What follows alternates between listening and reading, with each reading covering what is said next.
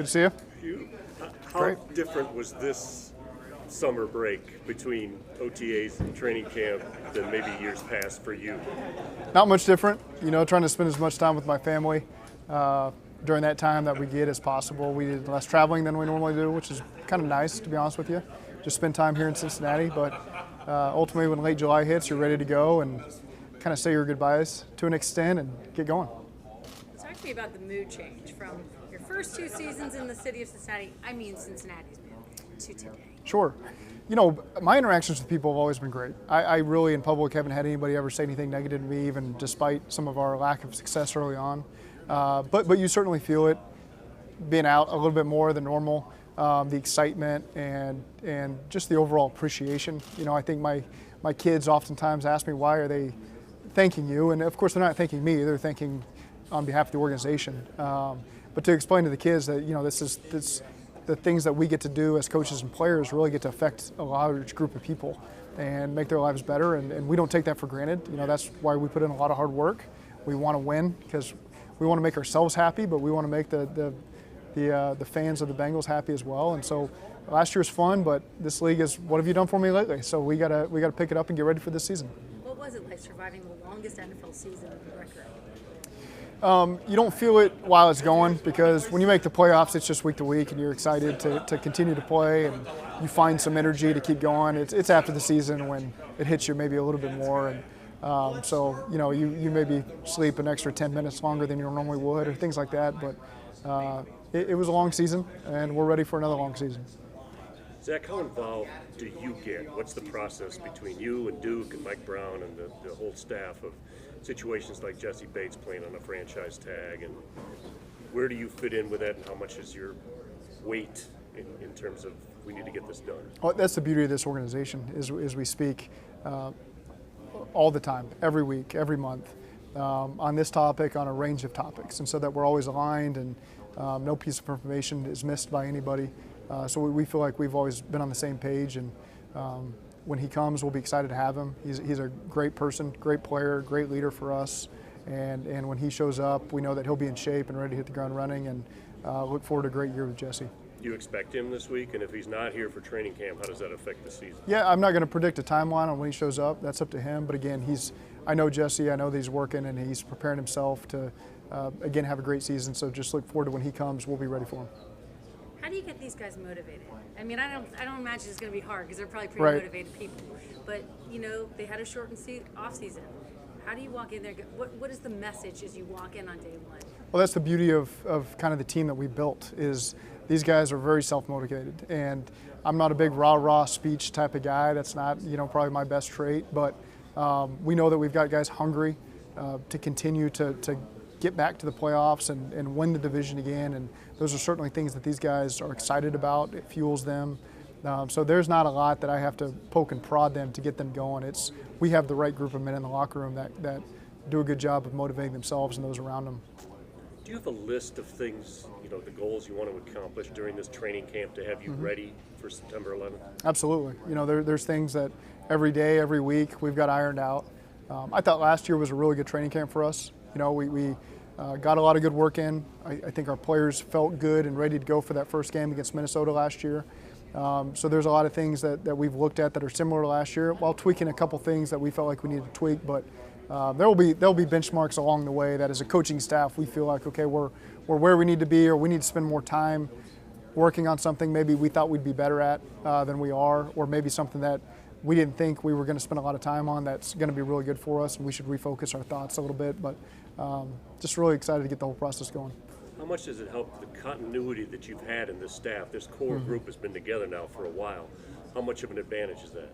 I think it's a big advantage. I think it takes time to learn how everybody works together and make the communication seamless and be on the same page. I think the players can feel that. There's great chemistry amongst our coaching staff. A lot of guys have been here before I got here, the length of the time. We've added some great coaches over the last year or two. So I'm really pleased with the group we got and know that they'll get the most out of their players. I'm going to ask you about the practice bubble because, you're not involved in the building of it. Yeah. It becomes important. And talk about the importance of having something like that for the team down the stretch. Well, it's a security blanket for you when days are just unpracticable. in some walkthrough stuff. Like I mentioned, we do a lot of walkthroughs, and so there's some times when it is cold or rainy outside that our guys have endured it, never said a word about it, but it's there for you when you need it. But again, the road to all the things we want to do goes through cold weather in the AFC, and we want to be playing at home as much as possible. But we also know that when you got to play those road games at all the teams you can imagine, there's a lot of cold weather teams in there. You got to be ready for those elements. And so our guys have really, I think, what's the word? Really taken ownership of being a cold weather team and thriving in cold positions and wanting cold weather when it matters most. And those are the things that we take a lot of pride in.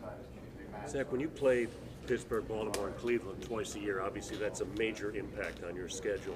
How much do you watch what they're doing and what their personnel is and how you need to adjust and make sure that you can cover things that they change?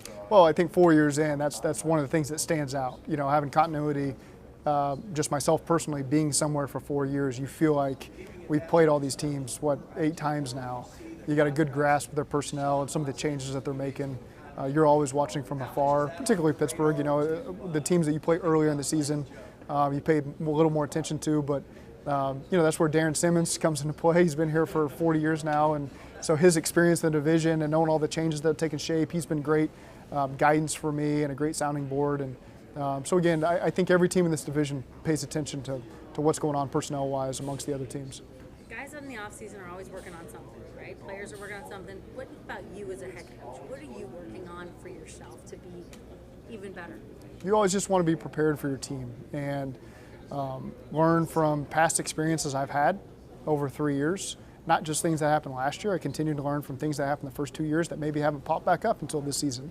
You never know. And so just staying sharp that when your number's called in terms of the decision you got to make on the spot, that you're ready for it and you don't let the team down and you put them in a favorable position to where then they can maximize their talents. And so I think those are just some of the things that come with experience and learning from your experiences. And there's been a lot of great coaches in this league. I assume that most of them have gotten better every single year they've been in the league.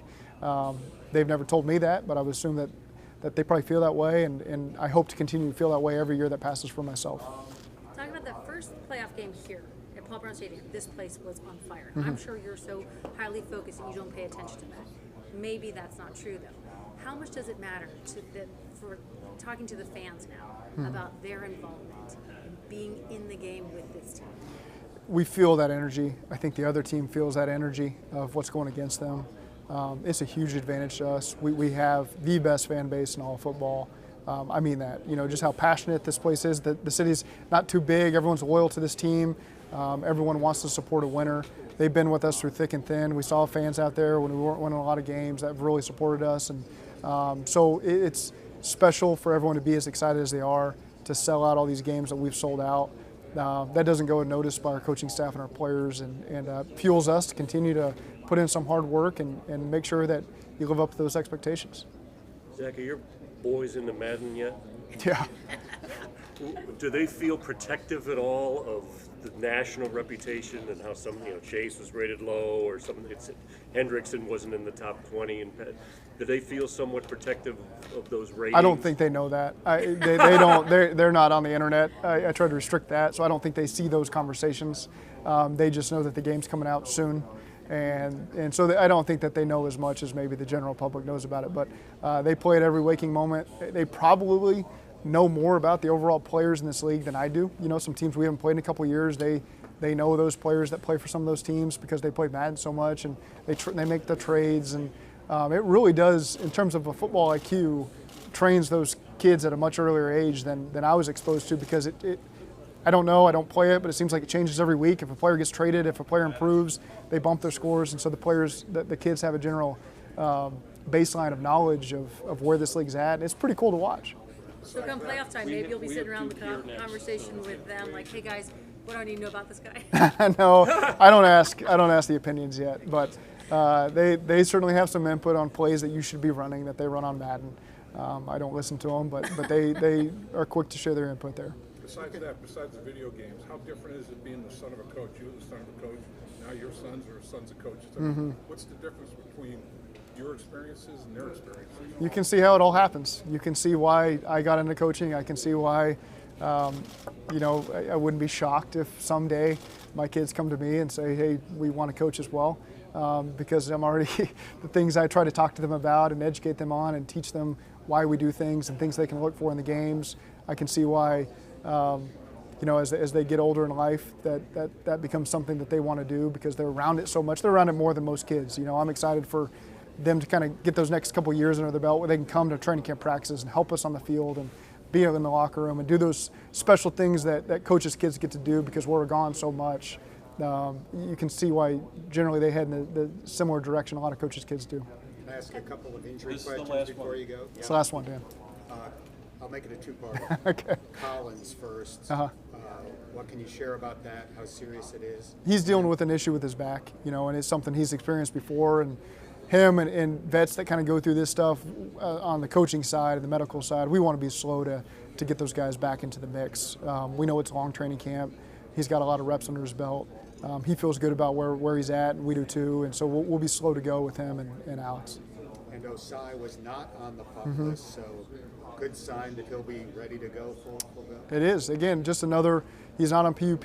We'll manage him early on because he hasn't had a lot of physical reps in his career, you know, outside of the first couple weeks of training camp last year. So we're excited to get him back in the mix and see how he can progress.